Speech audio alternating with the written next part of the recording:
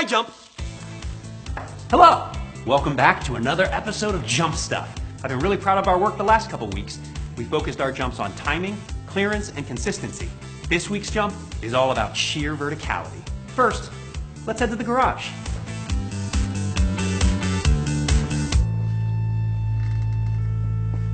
The inspiration for today's jump came from binge watching some of my favorite action films. In that spirit, let's go with the Ice Charger from the Fast and Furious edition of Anki Overdrive.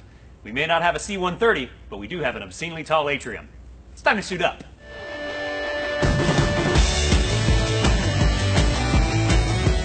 Here's our model of the atrium just above. We'll be starting from the 5th floor catwalk. Once the car leaves its launch exit piece, it will travel 978.2 centimeters to land on the target track piece below on the 3rd floor.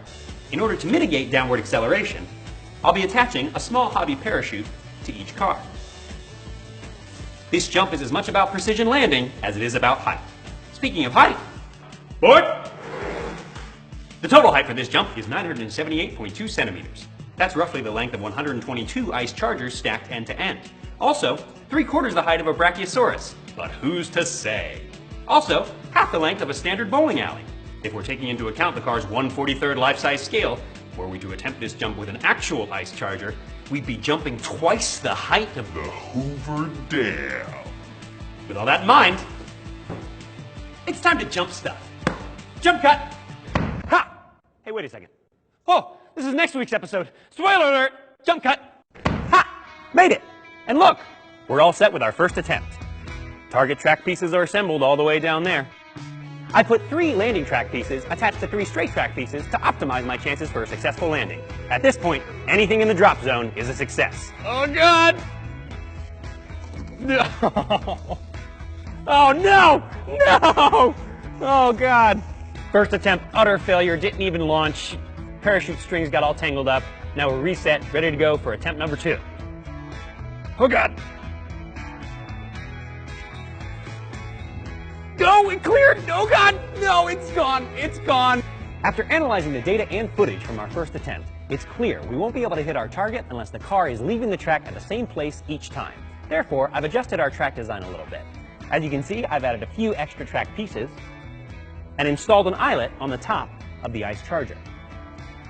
I've also added a parachute platform where the parachute rests and has a fish hook dangling at the end. The goal is to have the Charger hit the hook from the center lane and fall straight down safely. With the adjusted track setup, I have a 22.86 centimeter wide launch exit piece. I'll need to thread the exact middle of that in order to hit the fish hook at the end of this 16 centimeter lead hanging from the parachute, resting on top of the parachute platform.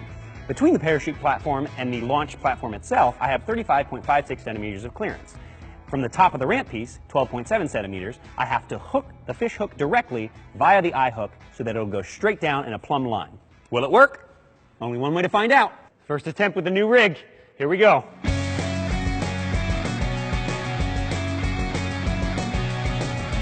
Oh no!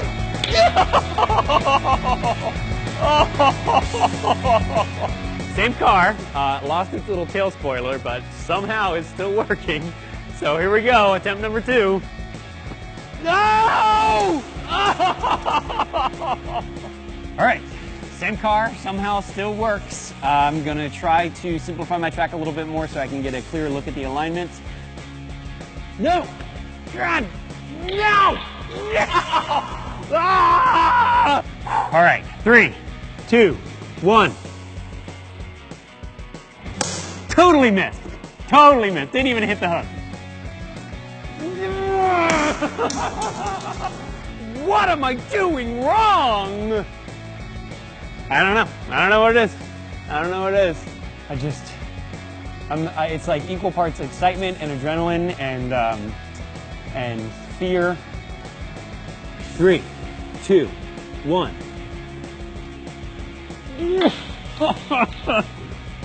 This little patootie, she's looking worse for the wear. She's lost all of her little plastic coverings here, lost her little spoiler, some of her gaskets, but she's still rolling.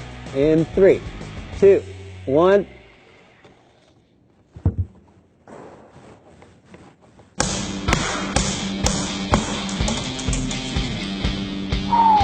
Deep breaths, happy place. Deep breaths, happy place. Deep breaths, happy place. We've gone through 2 cars pretty thoroughly. We are down to our final car. We have added a series of padding down at the bottom, some cushions at our landing zone. We have added 1 additional track piece for alignment. 3, 2, 1. Yep. Yes!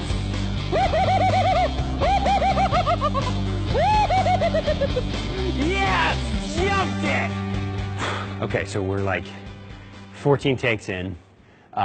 They're about to turn off all the lights and kick us out. So I just say, screw it, let's go back to putting the hook directly through the eye, sending it off the track, and seeing what happens. Are you ready? Great, so am I. Here we go.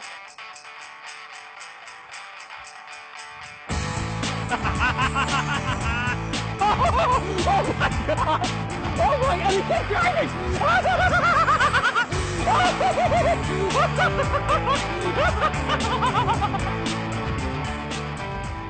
It's 11:30 at night. We've been at it for over 8 hours. I can't believe it, but we were successful. We jumped the car from almost a 10-meter height.